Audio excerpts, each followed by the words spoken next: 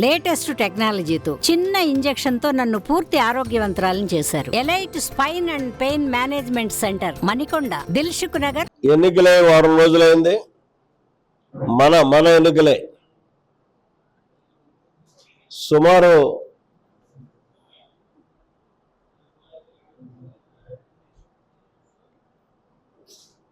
Election code వచ్చి 2 మాసాలు పైబడింది. ఈ ఎలక్షన్ కోడ్లో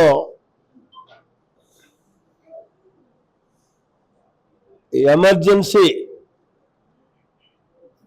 అవసరాల మీద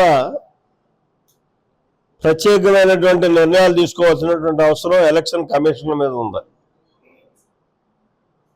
నేను ఈరోజు టీవీలో చూశాను, ఆరోగ్యశ్రీ అన్నది సామాన్యుడికి సంబంధించింది. ఈ ఆరోగ్యశ్రీ 1500 రూపాయలు ప్రభుత్వం బకాయి పడి ఉంది ఓవరాల్గా ఈ రాష్ట్రంలో ఉన్నటువంటి ప్రైవేట్ హాస్పిటల్ అన్నిటికీ. కాబట్టి మేము రేపటి నుంచి ఆరోగ్యశ్రీ యాక్సెప్ట్ చేయం, నిలుపుదల చేస్తున్నాం అని చెప్పి ఏదైతే హాస్పిటల్ సంఘం ఉందో ఆ సంఘం ఒక లేఖ ప్రిన్సిపల్ సెక్రటరీ మెడికల్ రాయడమే కాకుండా పత్రికా ప్రకటన కూడా చేసింది. దీని మీద మానవతా దృక్పథంతో ఎలక్షన్ కమిషన్ చర్యలు తీసుకోవాల్సినటువంటి అవసరం ఉంది.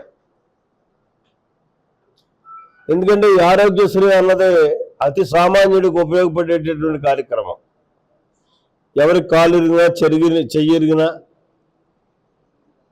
లేదు ఏ రకమైనటువంటి హార్ట్ ప్రాబ్లం వచ్చినా, ఎనీహో ఏ రుగ్మతలు వచ్చినా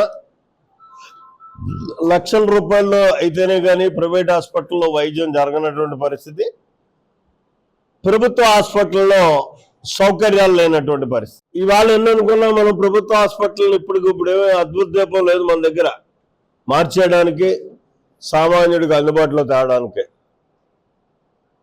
కాబట్టి ఎలక్షన్ కమిషన్ మాత్రం మీ ద్వారా నేను తెలియజేసేది ఏంటంటే, తెలుగుదేశం పార్టీ తరఫున డిమాండ్ చేస్తున్నాం,